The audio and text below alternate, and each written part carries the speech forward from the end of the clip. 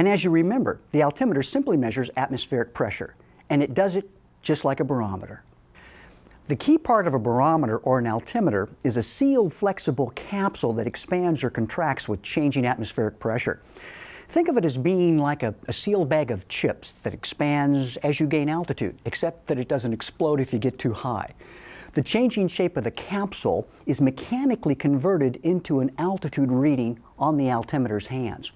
And the altimeter's hands tell you your altitude in thousands of feet above sea level. The lower the pressure, the more the capsule expands, and the higher the altitude indication. The vertical speed indicator is really kind of interesting. It's basically a container with a capsule with a hole in it.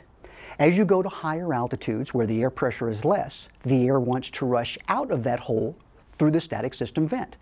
As you go to lower altitudes, air pressure wants to rush in. Now, the key part of the airspeed indicator is a diaphragm that has ram air pressure from the pitot tube on one side and static air pressure from the static vent on the other.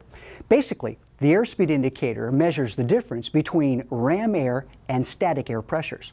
And because the airspeed needle is connected to the diaphragm, the difference between these two pressures is converted to an airspeed needle movement. The greater the difference, the higher the airspeed reading.